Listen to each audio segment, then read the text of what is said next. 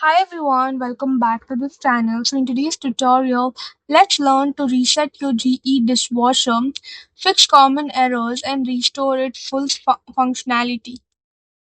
Steps 1, you need to execute a soft control panel reset. Locate the start key. Find the start or reset button on your dishwasher's control interface. Initiate the reset. Press and hold the start or reset button down firmly for exactly 3 seconds. Watch the indicator lights. Release the button when the status light begins to flash or you hear a notification beep. Allow the water to drain.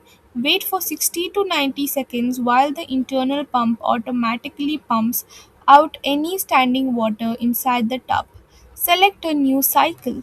Wait until the flashing light goes solid or turns off before attempting to select and start a new wash cycle. Fix to perform a hard electrical reset. Disconnect power. Unplug the dishwasher's main power cord directly from the undersink electrical outlet. Flip the circuit breaker.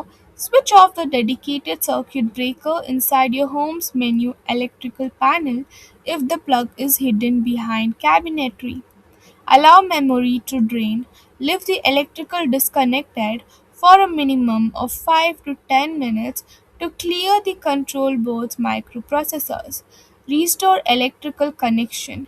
Plug the cord back into the wall or flip the circuit breaker switch back to the on position. Test the panel layout. Tap any button on the display interface to verify that the control keys are responsive and illuminated. Fix 3 clear lockout and stuck controls. Identify the lock key. Locate the dedicated button labeled lock or control lock, often shared with the heated dry or pre wash key. Hold the Dyson gauge. Press and hold this button down continuously for 3 full seconds. Confirm status change. Release the button once the red lock light turns off or the display screen unlocks. Fix 4, resolve the H2O water supply error. Identify the issue. Note if your screen displays the H2O code, which indicates a water level restriction fault. Inspect the flood float. Open the door, locate the small plastic cylinder cover in the front left corner of the tub floor and clear away any trapped food debris. Verify food movement. Tap the floor gently to ensure it can freely click up and down to properly register the internal water level.